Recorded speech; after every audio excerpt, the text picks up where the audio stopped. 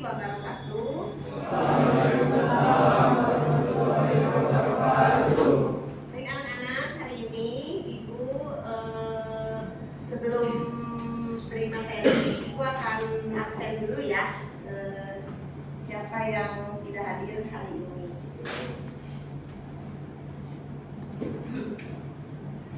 Agustinus, Akbar, nggak masuk. Kenapa? Sakit.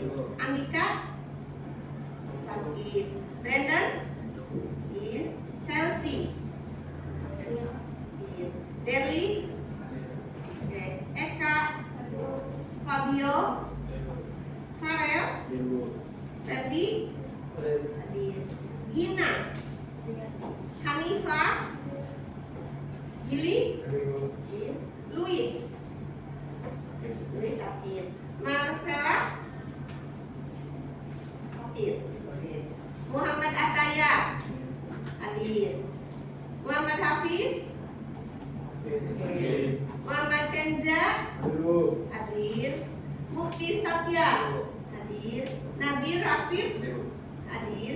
Queen Raka Aquila hadir. Ronald, Ruben hadir. Sama Hugo hadir.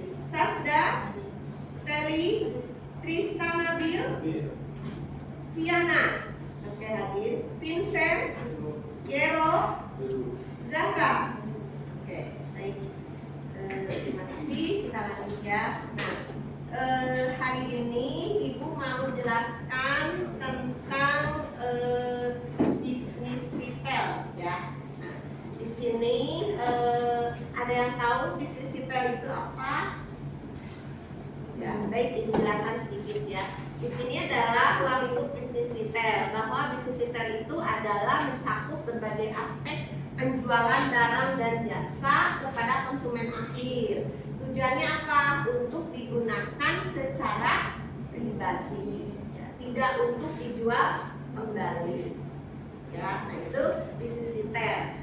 Jadi kita membeli barang untuk digunakan secara pribadi, tidak untuk dijual kembali. Nah, di sini tentunya melibatkan berbagai jenis toko, mulai dari toko kecil hingga toko besar, bahkan sampai kepada penjualan online. Ya. Nah, di sini ada ruang lingkupnya. Yang pertama adalah penjualan barang dan jasa. Penjualan barang dan jasa. Kalau kita mau beli barang itu di mana sih? Nah, ada berbagai macam di sini. Lihat, toko kecil. Toko kecil kalau di dekat rumah kita toko apa namanya? Toko kelontong. Nah, itu termasuk retail tradisional. Kalau toko kelontong. Kalau kalian bilang toko Madura, Bu, ya kan? Nah, itu termasuk tradisional. Kalau yang retail modern contohnya apa? Oh, betul, Indomaret, Alfamart, itu termasuk retail modern. Ya, baik, secara penjualan barang dan jasa yang tadi ya, ada retail tradisional, ada retail modern. Jenisnya yang tradisional, toko-toko yang di dekat rumah kita, yang jual sembako atau warung-warung, warung Madura. Kalau yang modern, minimarket, supermarket, yang Indomaret, Alfamart, ya. Nah, terus kalau yang jasa seperti apa sih retail jasa? Laundry, nih, laundry, jasa cetak foto, jasa pengiriman paket, itu termasuk retail jasa. Karena kan di sini barang dan jasa. Kalau barang yang tadi, retail jasa yang ini ya. Oke, selanjutnya, nah ini faktor penentu keberhasilan retail. Salah satunya adalah lokasi, harga, suasana toko, dan pelayanan yang menyenangkan, terus inovasi teknologi. Nah, ini adalah faktor penentu keberhasilan retail. Salah satunya lokasi. Misalnya, lokasi yang seperti apa? Lokasi yang bagaimana? Yang diinginkan? Coba, ada yang bertanya tentang lokasi? Atau tentang harga, penentu keberhasilan retail? Dari bertanya apa? Bagaimana tentang keberhasilan retail itu salah satunya lokasi. Lokasi itu di sini maksudnya terjangkau oleh konsumen atau masyarakat luas. Karena tidak semua orang memiliki kendaraan pribadi. Untuk sampai ke sana, untuk sampai ke tujuan itu harus menggunakan kendaraan umum. Jadi harus dilalui oleh angkutan umum. Misalnya ada angkot di daerah situ. Karena tidak semua orang punya motor, punya mobil, atau punya kendaraan sendiri. Itu yang dimaksud dengan lokasi yang dapat dijangkau oleh konsumen.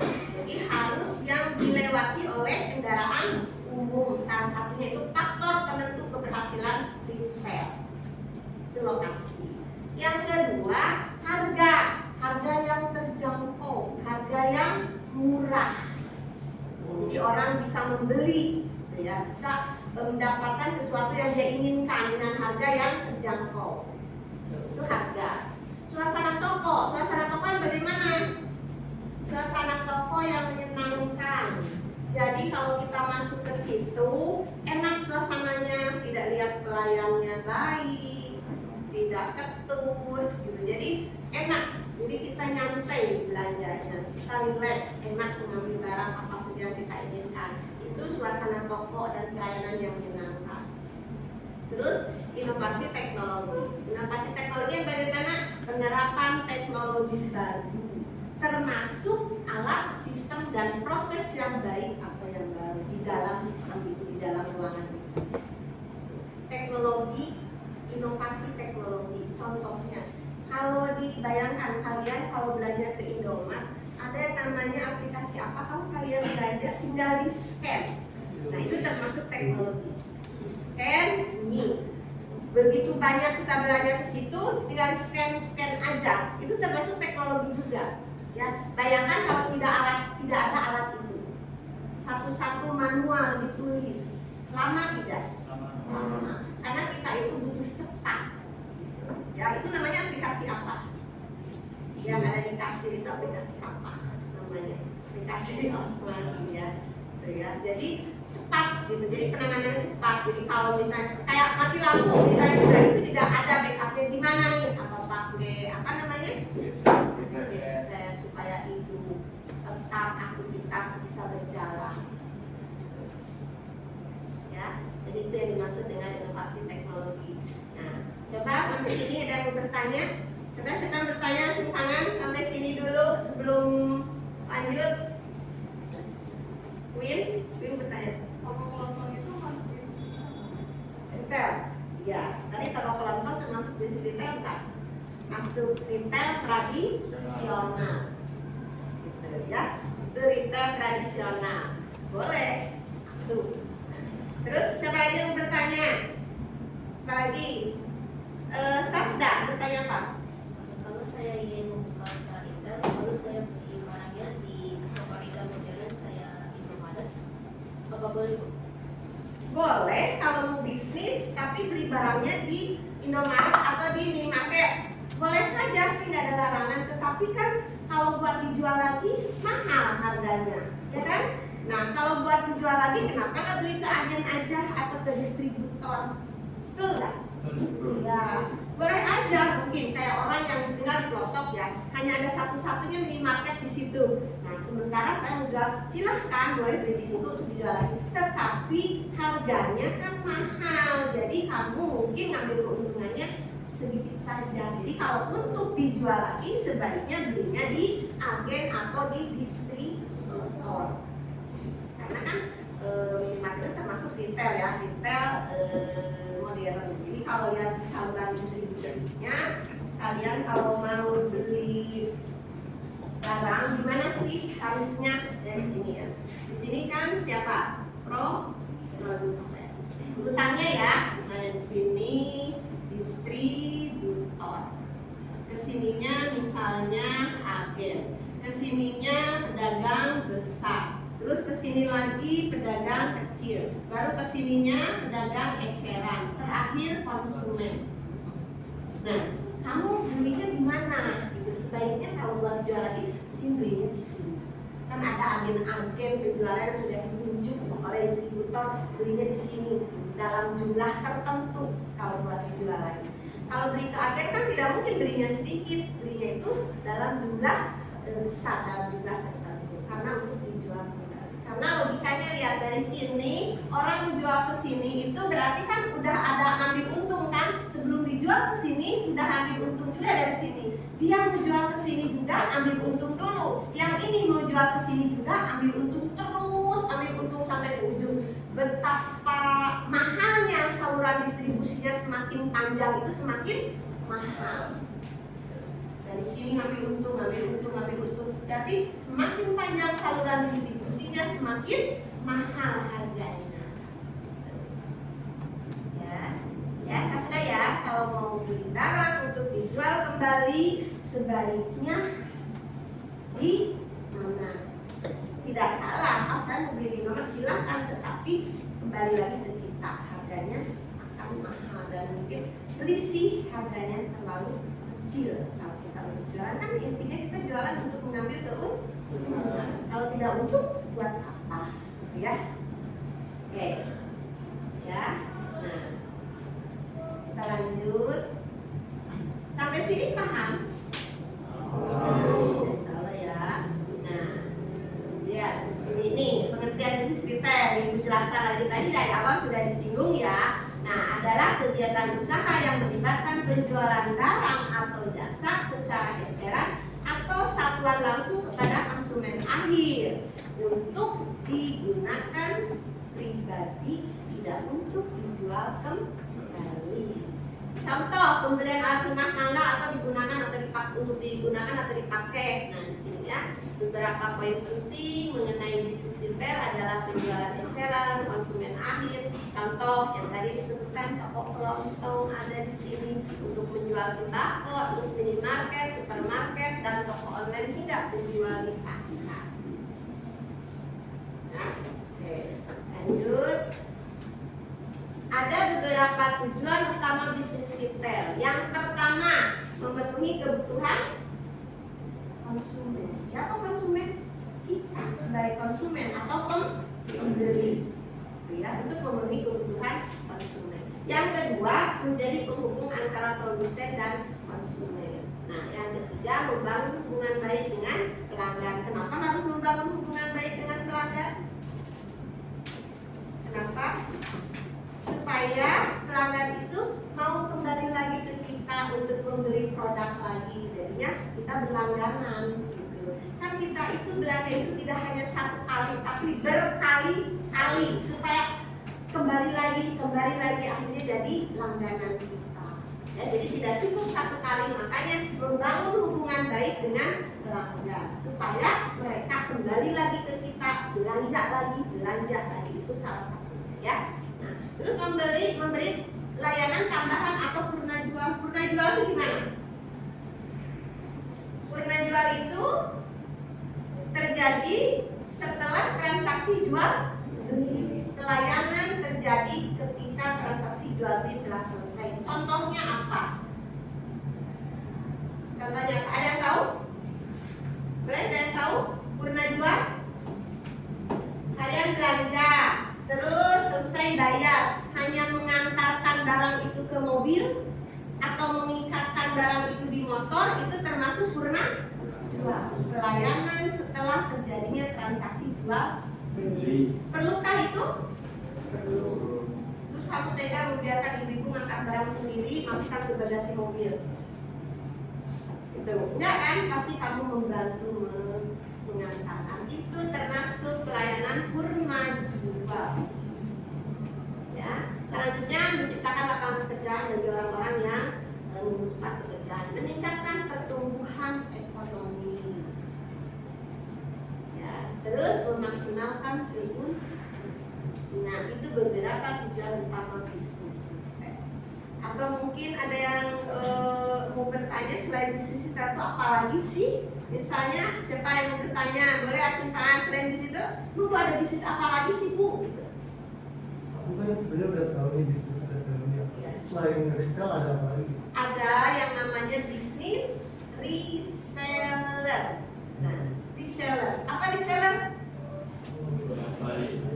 Untuk dijual kembali. Kalau retail digunakan sama kita secara pribadi, kalau reseller dijual dijual kembali. Jadi kita itu melakukan salah satu metode bisnis untuk dijual kembali. Banyak makanya reseller, misalnya reseller pakaian, reseller makanan, reseller beras. Nah, kita membeli pakaian di salah satu toko besar dalam jumlah tertentu untuk dijual. Contohnya di mana tuh? Ada reseller pakaian, toko yang terbesar di Tanah Abang termasuk reseller pakaian. Kamu beli ke sana untuk belanja dan untuk dijual kembali. Betul, itu belanja di situ. Tepat. Kenapa? Karena harganya murah. Jadi kalau untuk dijual kembali pasti untungnya lumayan. Itu reseller ya. Reseller beras, beli beras dalam jumlah banyak untuk dijual kembali. Di mana ada, cari reseller beras di mana? Reseller makanan atau snack dan lain-lain banyak. Ya, jadi bedanya hanya di situ. Kalau retail untuk digunakan sendiri, kalau reseller untuk dijual kembali. Ya, paham? Nah, oke. Kita lanjut lagi. Nah, manfaat apa manfaatnya bisnis retail? Nah, kalian membayangkannya seakan-akan kalian yang menjalankan bisnis ini. Manfaatnya apa bagi konsumen? Memberikan kemudahan akses pilihan produk yang beragam dengan harga yang bervariasi. Kamu belanja ke minimarket, yang dekat rumah itu Indomaret atau Alfamart ya, itu kan salah satu merek. Boleh, banyak pilihan di sana. Mau beli apa aja ada. Berbagai macam harganya. Boleh, jadi memudahkan itu untuk konsumen ya. Nah, sementara manfaat bisnis retail bagi produsen dan grosir adalah dapat membantu memperluas jangkauan pasar dan berperan penting mengamati tren pasar atau perilaku konsumen. Jadi di sini ada dua manfaat. Yang pertama manfaat bagi konsumen, yang kedua manfaat bagi produsen. Tahu bedanya ya? Selanjutnya, nah ini bisnis retail modern yang tadi sudah kita singgung. Yang pertama minimarket. Apa yang terdapat di dalam minimarket? Apa yang dijual di minimarket? Menjual kebutuhan sehari-hari, kira-kira luasnya ya segitulah Indomaret Alfamart 100 sampai 200 meter. Supermarket lebih besar dari minimarket. Department store, apa yang dijual di department store selain barang-barang atau kebutuhan sehari-hari? Di situ ada pakaian, ada kosmetik, ada peralatan rumah tangga. Jadi kalau kalian mau belanja apa nih sudah dicatat yang mau kita beli, datangnya kemana? Itu langsung tentukan tujuannya. Kalau mau beli alat rumah tangga berarti tidak perlu ke minimarket beli. Jadi yang sudah lengkap semua. Jadi tidak perlu ke sana kemari, langsung satu jenjang udah ada semua. Nih, pakaian ada, kosmetik ada, peralatan rumah tangga. Lebih besar lagi dari departemen store apa? Hypermarket. Apa yang dijual di sana? Tuh. Termasuk barang-barang elektronik dan furniture ada di situ. Saya mau cari tangga di mana ya nggak harus kesini langsung kesini. Banyak berbagai macam pilihan barang. Ini lebih besar lagi apa? Grosir, toko menjual barang dalam jumlah besar kepada pengecer atau pedagang. Kalau di grosir itu orang ada yang dibeli untuk kebutuhan pribadi, ada juga beli untuk dijual. Ya, kenapa dia membeli banyak? Berarti untuk dijual kembali. Tapi kalau membeli sedikit berarti digunakan untuk kita. Jadi masuk ke dalam golongan ini juga ya. Nah, e-commerce. Apa e-commerce? Toko online. Banyak berbagai macam toko online yang bermunculan di sini. Nah, di sini apa yang dijual di sana? Banyak ya, barang-barang elektronis berbagai macam apa saja ada. Apa sih yang kita mau? situ ada, tinggal klik semua ada e-commerce. Nah silakan, ini berbagai macam pilihan, kalian mau pilih yang mana, kita punya pilihan masing-masing. Terus mungkin juga bisa pilih-pilih harganya murah kalau di sini mahal gitu ya. Jadi itu kembali lagi kepada konsumennya mau pilih yang mana konsumen. Ya. Kita lanjutkan, paham sampai sini? Jenis-jenis retail ya, tahu ya bedanya retail modern dan retail tradisional ya. Oke. Ini tahapan bisnis retail secara umum. Yang pertama meliputi perencanaan. Di sini ada riset pasar, penentuan produk dan perencanaan bisnis. Riset pasar. Perlukah kalian melakukan riset pasar? Kenapa perlu? Untuk mengetahui target pasar. Nah, terus untuk mengetahui juga kebutuhan konsumen, ya kan? Sekarang ini lagi ngetren apa? Betul nggak? Oh, lagi ngetren model ini, berarti kita buat seperti ini, berarti kita jual ini. Nah, itu salah satunya riset pasar. Terus di riset pasar itu kalian juga harus tahu golongan-golongan konsumen itu ada masyarakat ekonomi lemah, menengah atau atas. Ya, menengah, bawah, atas. Nah, kita harus tahu kalau kita punya produk, misalnya kita punya baju harganya 100.000, kita harus jual kemana? Konsumen sasaran kita, target kita siapa? Gitu ya. Jadi jangan kalian babat semua habis, jual semua ke konsumen yang ekonomi lemah, menengah, atas. Tidak, kalian harus punya target siapa sasaran kita, target pasar kita siapa. Contoh misalnya begini, ini kan nah ini ya, ini low, lower, ini middle, yang atas top. Nah, target sasaran kita itu siapa? Yang mana target sasaran kita? Tadi Ibu bilang, seandainya kalian punya barang harganya 100.000, di mana kita harus menawarkan?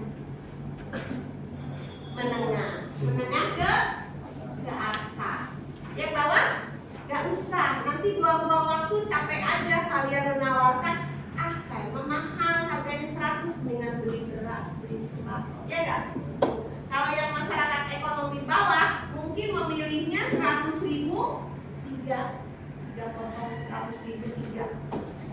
Ya, jadi itu ya, jadi riset pasar itu sangat penting untuk mengetahui target atau sasaran kita. Dan kita tahu konsumen itu yang lagi ngetren, yang lagi butuh apa aja sekarang. Ya, itu riset pasar, penentuan produk dan rencana bisnis. Perlukah rencana? Ya perlu, atau semua juga. Kalau mau bisnis, jangan bisnis, semuanya diawali dengan perencanaan. Apa? Sini. P O A. Apa nih O A? P-nya planning. O-nya organisasi. Ya, pengorganisasian. A-nya aktuatif. Apa? Bergerak. Yang terakhir controlling. Apa controlling? Pengawasan. Jadi intinya di sini ya, garis bawahi rencana bisnis. Nih, ada di mana? Nih di sini di goa apa? Manajemen rencana. Jadi apa tuh perencanaan? Jangan yang penting maju dulu deh, yang penting jalan dulu.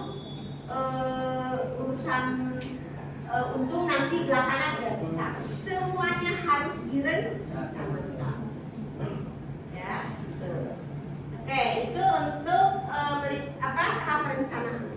Yang kedua operasional, pengelolaan stok barang, pemasaran, pelayanan pelanggan, termasuk manajemen keuangan. Jadi di sini ada mengatur keuangan. Bagaimana cara mengatur keuangannya? Bagaimana cara memasarkan produknya? Yang tadi kita harus tahu target kita, pasar kita. Apakah masyarakat ekonomi lemah, menengah, atau atas? Sini ya.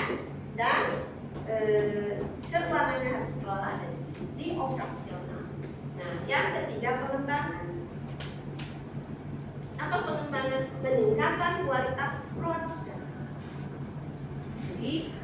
produk ini jangan begitu-begitu aja. Kita itu harus berinovasi, harus kreatif.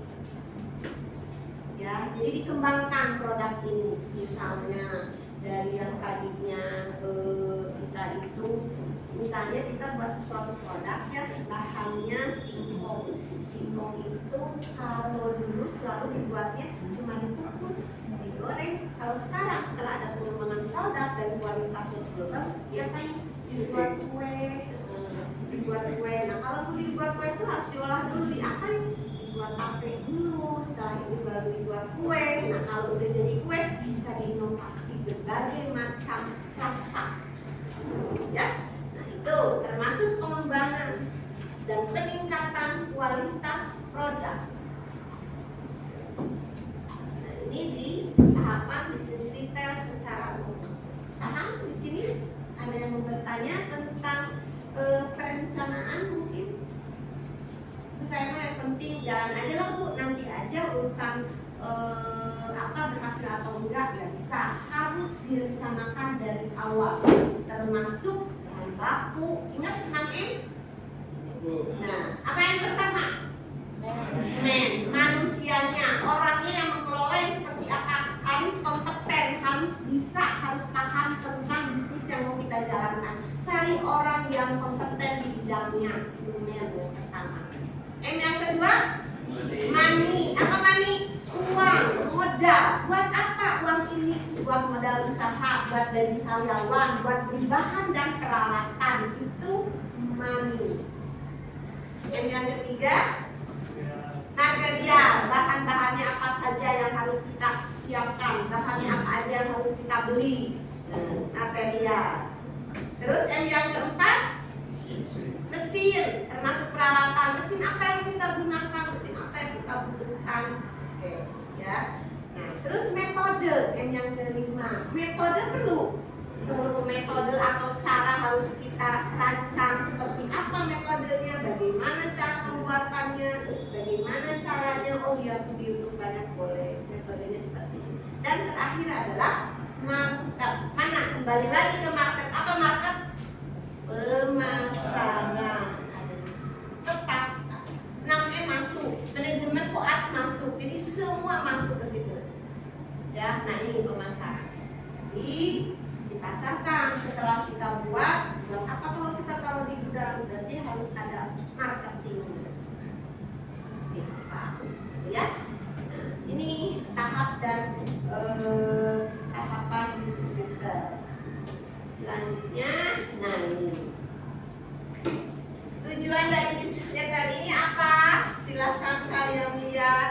Apa tujuannya? Membekali siswa supaya memiliki pengetahuan dan keterampilan tentang apa yang sedang kita bahas ini, tentang bisnis retail atau industri retail. Supaya kamu paham retail itu apa. Itu nanti saya ketika keluar dari sini saya mau berbisnis, salah satunya bisnis ini boleh? Boleh. Kecil-kecilan aja dulu bisnis apa? Jual makanan di sekolah, jual makanan di tempat kerja kamu nanti. Oke, ya. Yang kedua, mempersiapkan kalian untuk berwirausaha di bidang retail. Yang ketiga, membantu kalian memahami perkembangan bisnis retail itu seperti apa. Karena sekarang itu teknologi makin maju, ya. Terus perubahan teknologi itu makin cepat, gitu. Jadi kita harus update terus, gitu, supaya tidak ketinggalan. Ya, oke, itu tujuannya. Paham untuk tujuan bisnis retail? Paham. Oke, selanjutnya, nah, apa ini? Teknik promosi dalam bisnis retail. Oh, perlu ya Bu, ada promosi ya, perlu. Yang pertama, periklanan adalah bentuk komunikasi pemasaran yang menggunakan media untuk menyampaikan pesan tentang produk yang kita tawarkan. Itu periklanan. Yang kedua, penjualan pribadi. Yang ketiga, teknik promosi lainnya. Coba lihat yang keempat apa? Ada media promosi lainnya. Kita kembali ke sini. Nah, periklanan. Ya, boleh iklan apa aja yang mau kalian pakai, tentukan sendiri. Di sini bentuk komunikasi pemasaran yang menggunakan media untuk menyampaikan pesan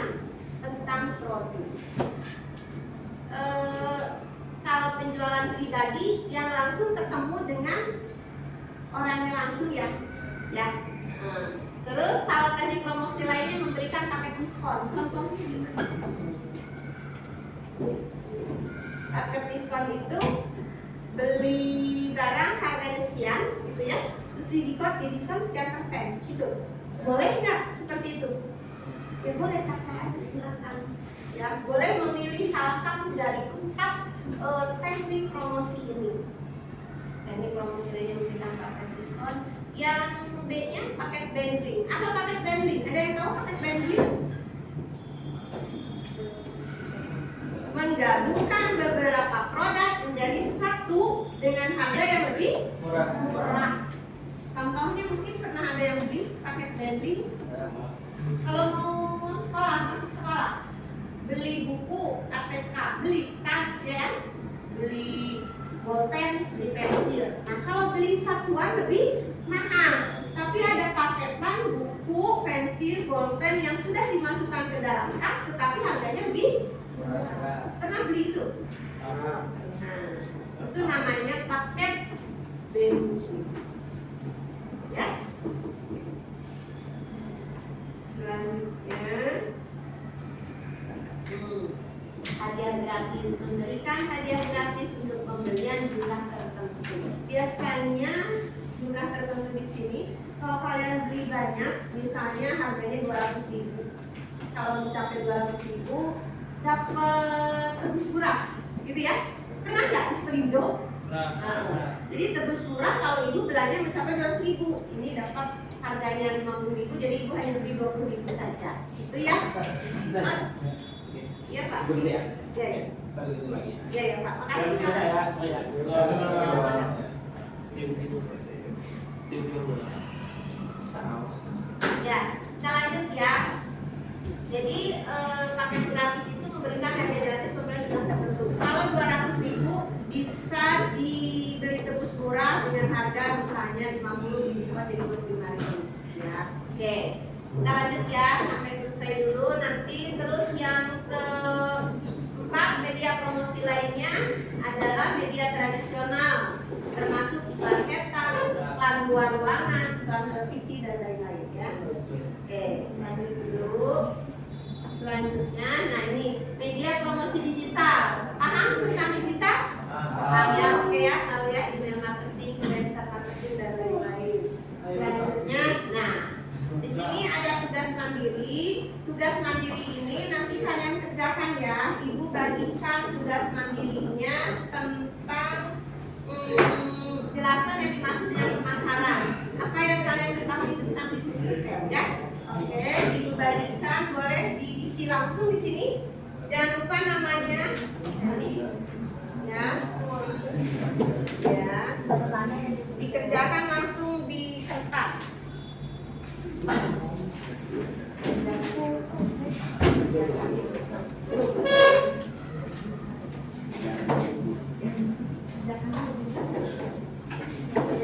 Kerjakan dulu ya.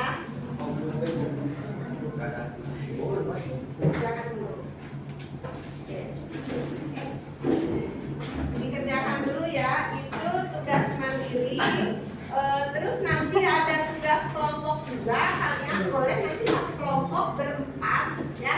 Satu kelompok berempat. Kelompoknya waktu itu sudah ibu buat. Jadi itu kelompoknya nanti kalian untuk tugas kelompok boleh dibawa pulang. Kalau tugas mandiri hari ini dikerjakan ya, dikumpulkan langsung. Kalau tugas kelompoknya nanti saja dibawa pulang. Ini ya formatnya tugas kelompok. Boleh silahkan kerjakan dulu. Ini tugas kelompoknya. Satu kelompok ya. Ya. Boleh dikerjakan dulu ya. Ini satu kelompok ya. Ya, kerjakan dulu. Ini tugas kelompoknya sama ini ya. Ini satu kelompok ya. Oke, stay. Tugas kelompoknya sama siapa? Oke, silakan kerjakan.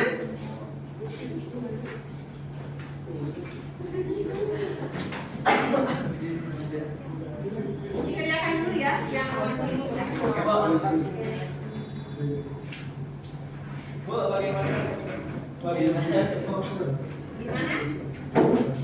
Ada yang ditanyakan? Yang tugas mandiri boleh dilihat dulu pertanyaannya. Bagaimana kok tentang keberhasilan negara itu sebenarnya lokasi? Lokasi yang harus dijangkau dengan kendaraan umum.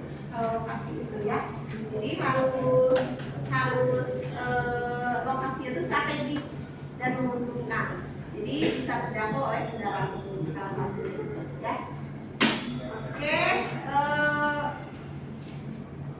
silakan kerjakan. Nanti kalau sudah selesai kita kumpulkan ya.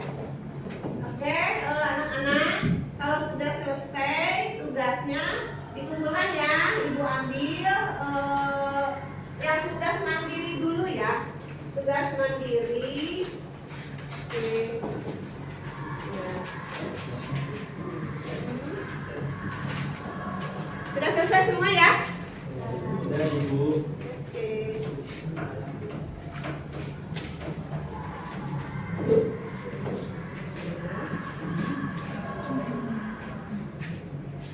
Vincent, mana ada Vincent? Sini. Oke. Gerald, sudah? Oke, ini semuanya. Ya. Oke, tugasnya sudah selesai. Yang tugas mandiri. Untuk tugas kelompoknya kalian kerjakan di rumah ya. Nanti dikasih waktu 1 minggu dari sekarang harus sudah selesai. Oke, siap? Siap. Kalau gitu terima kasih semuanya. Ibu tutup. Wassalamualaikum warahmatullahi wabarakatuh.